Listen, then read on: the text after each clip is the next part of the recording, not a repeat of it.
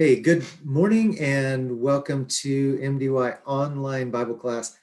I'm here on Zoom all alone. No one took me up on my offer this week to join me for online Bible class on Zoom. Hopefully next week. I really just want to be able to talk with you guys about scripture, and just like last week, Nathan had a couple of verses to look over and then he came and shared his experience with that. And I would love to be able to do the same thing with any of you. But this week, the show must go on, and I am going to just share with you on my own this two or three verses from the passage for this week in the book of James. And this week we're in James chapter 1 again, and we are just in verses 5 and 6. Okay, so here's what it says. It says, if any of you lacks wisdom, he should ask God, who gives generously to all without finding fault, and it will be given to him. But when he asks, he must believe and not doubt, because he who doubts is like the wave of the sea, blown and tossed by the wind. That man should not think he will receive anything from the Lord. He is double-minded, unstable in all he does. So that passage is a huge challenge, and it ends up being a little bit harsh there toward the end. And so sometimes reading scripture can just be that. It can be a little harsh. It can really cut a little deeper than we want it to. But just a couple of things that I want us to get from this passage and focus a little bit on the second. But first, how often have you ever asked God for wisdom? How often have you just said, God, listen, this is a tough situation. This is a tough moment, and I need wisdom to discern what to do here. It says here that God will give generously, that He gives without finding fault. So one of the struggles that we have a lot of times, I think, in approaching God is we think we're not worthy. We get so messed up in thinking that we are as good as whatever the last thing we did, positive or negative. In a positive way, we think too highly of ourselves. In a negative way, we think too badly of ourselves. And oftentimes, if we've been living just maybe the way we aren't comfortable with, the way that we maybe know that we should not, we think, man, God's not gonna, he's not gonna do anything for me because I haven't been good enough. And this verse really dispels that. It puts that aside. It said he gives generously without finding fault. I love that. It's so often so easy to forget that, and we'll focus in just a minute on why it's so easy to forget. So I just want to encourage you and ask you to think about, how often do you ask God for wisdom? If you ask, he will give it to you, especially if you ask believing that he will do that, believing that he can do that.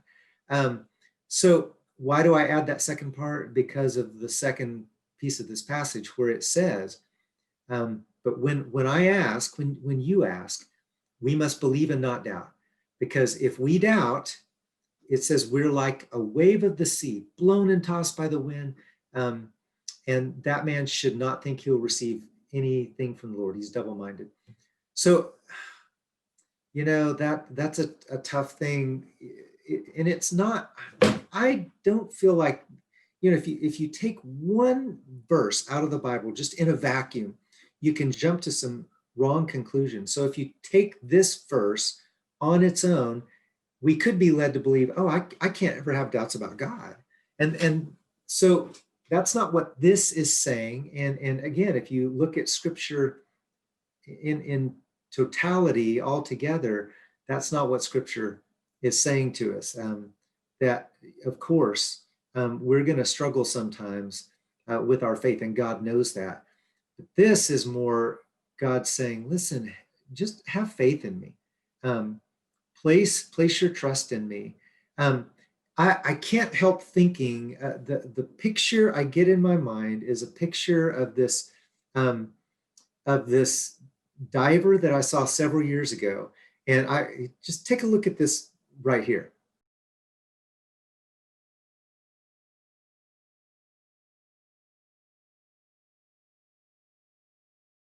Okay, so just to make sure that you get the point I'm trying to make here, watch it one more time. Okay, here it is. Watch it again.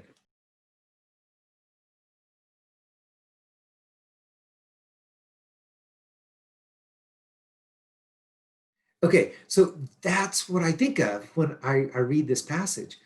That when we doubt God, we're like this. We get to the edge, maybe we want to ask, we get right up there, and we start jumping off, and then it's like oh no, and we jump back, and then we get in the situation that this girl on this platform got in, where she bailed, she freaked out, she doubted at the last minute, and then I mean, what an exact representation. I mean, talk about getting tossed to and fro, back and forth. That's what happened to her on the way down. And I really think that's what happens here.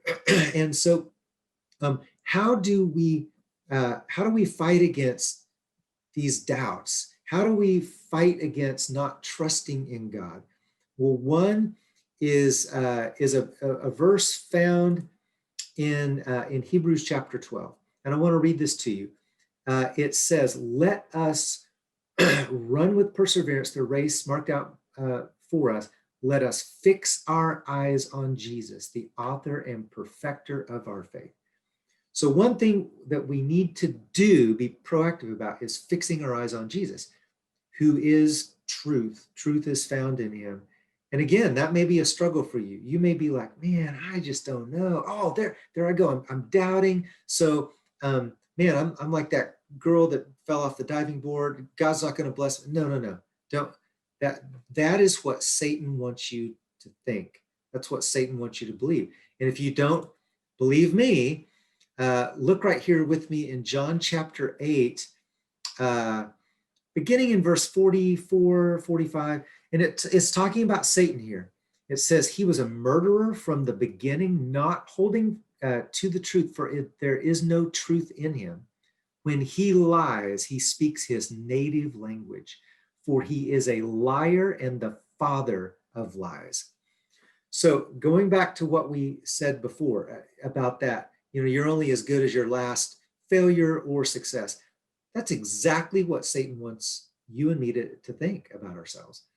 He wants us to believe the lie that I'm only good if I do something good.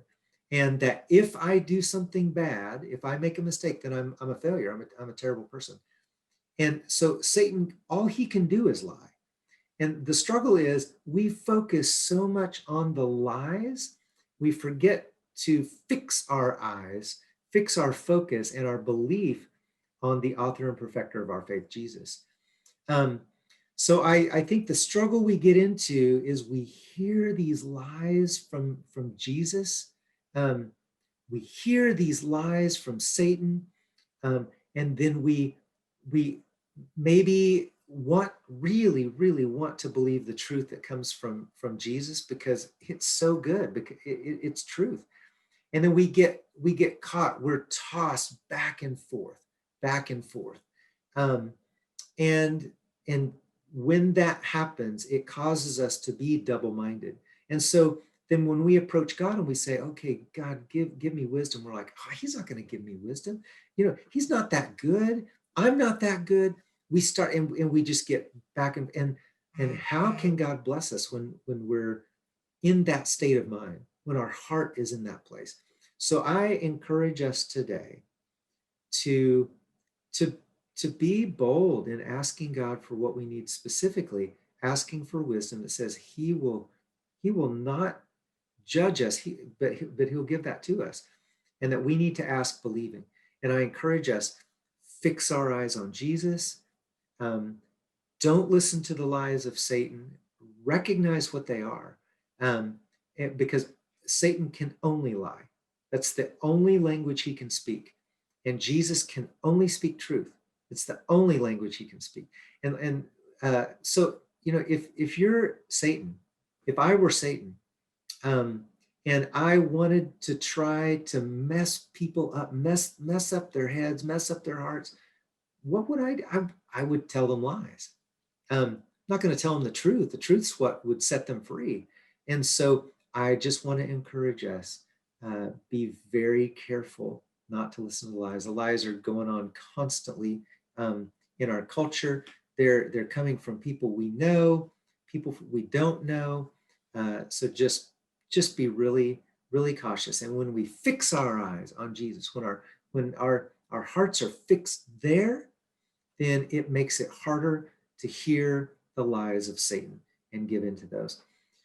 So that's my encouragement to you today from the book of James. I want to announce just a couple of things. 1 week from this weekend is our fall urban retreat. Our focus this year is on Galatians 3:28. Our theme is one. And we're just going to look at some really important concepts regarding bias and prejudice and racism and ageism and all the prejudices that we may have. We're gonna learn about those. We're gonna hear from a few different people speaking to us about their experiences of bias and prejudice and how that's had such a negative impact on cultures they've been involved in. And so I just want to ask you, join us next weekend. We're going to meet Saturday morning at 9 a.m. We're going to start at the East Side building. Depending on weather, we're hopefully going to get around town. But we may spend most all of our time there, just because of weather, if it ends up being wet or cold or a combination. So our plan is for our fall retreat to be from about 9 a.m. to 5 p.m. Lunch will be provided. The cost is going to be really minimal. So join us. You'll learn a lot about yourself. You'll learn a lot about truth. And hopefully then each of us can begin seeing the world in a different way, treating people differently, and be a source of kindness and fairness and justice in our world today. Also, join us this Wednesday night at Eastside from 6:30 to 8, midweek youth group. Tonight, if you're watching this on Sunday, if you're watching after Sunday, then it's too late. But if you're watching Sunday, tonight from 6 to 7:30, we're doing deep dive. Actually, tonight we're going to meet at my house just because the weather's great and we'll be able to meet on the back patio and maybe have some coffee drinks and snacks and that kind of stuff. So plan on joining us, join the conversation of deep dive. And even if you don't get to read the book, I think you'll be blessed by the conversation with us. So I pray that you have a great week. Thank you for joining us, and have a great rest of your day. Take care.